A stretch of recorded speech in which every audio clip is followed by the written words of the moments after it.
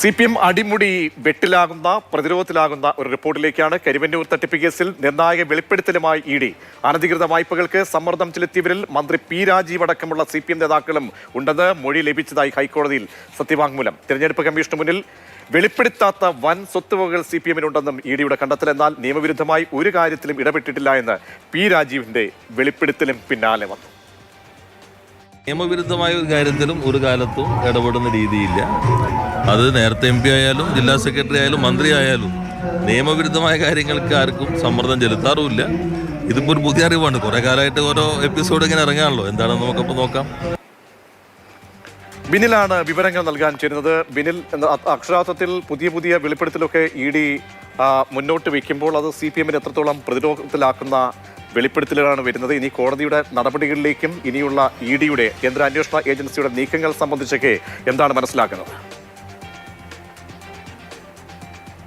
പ്രജീഷ്, കരിവന്നൂർ കേസിൽ തികച്ചും അപ്രതീക്ഷിതമായൊരു നീക്കമാണ് ഇന്ന് എൻഫോഴ്സ്മെന്റ് ഡയറക്ടറേറ്റിന്റെ ഭാഗത്ത് നിന്നുണ്ടായത്. CPMനെ കൂടുതൽ പ്രതിരോധത്തിലാക്കുന്നതാണ് അവർ ഹൈക്കോടതിയിൽ സമർപ്പിച്ച സത്യവാങ്മൂലം. CPMന്റെ ലോക്കൽ സെക്രട്ടറി മുതൽ കേന്ദ്ര കമ്മിറ്റി അംഗം വരെയുള്ള നേതാക്കളുടെ പേരുകൾ അടങ്ങുന്ന ഒരു പട്ടിക തന്നെയാണ് അവർ കോടതിയുടെ മുന്നിലേക്ക് എത്തിച്ചത്.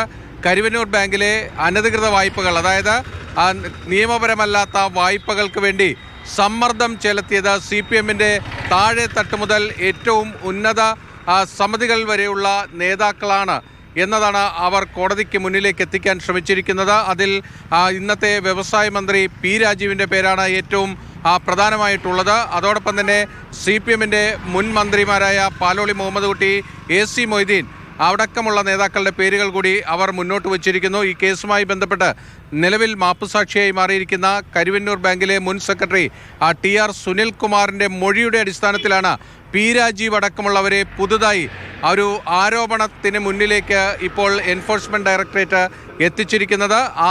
ആ സാഹചര്യത്തിൽ CPM കൂടുതൽ പ്രതിരോധത്തിലാകുകയാണ്. പ്രത്യേകിച്ച് ലോക്സഭാ തെരഞ്ഞെടുപ്പ് വരാനിരിക്കുന്നു.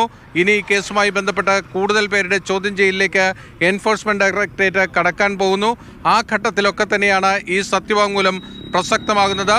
നേതാക്കളുടെ പേരുകൾ മാത്രമല്ല, CPMനെ ആകെ തന്നെ പ്രതിരോധത്തിലാക്കുന്ന ഏറ്റവും പ്രധാനപ്പെട്ട ഒരു വിമർശനം ആ സത്യവാങ്മൂലത്തിൽ ഉള്ളത് CPMന് വലിയ തോതിൽ സ്വത്തുക്കളുണ്ട്, അത് മറച്ചുവെക്കപ്പെട്ട സ്വത്തുക്കളാണ് എന്നതാണ് ED ചൂണ്ടിക്കാണിക്കുന്നത്.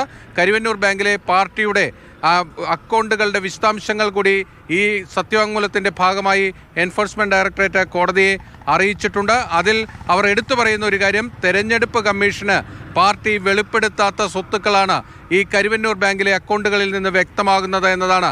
അങ്ങനെയെങ്കിൽ CPMന് വലിയ രീതിയിൽ പ്രതിരോധത്തിലാക്കുന്ന വിവരങ്ങളാണ് എൻഫോഴ്സ്മെന്റ് ഡയറക്ടറേറ്റ് ഈ കോടതിയെ അറിയിച്ചിരിക്കുന്നത്.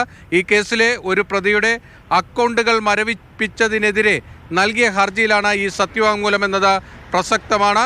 അതിലാണ് ഇതുവരെയുള്ള അന്വേഷണത്തിൻ്റെ മുഴുവൻ വിശദാംശങ്ങളും ED കോടതിയിൽ എത്തിച്ചിരിക്കുന്നത്.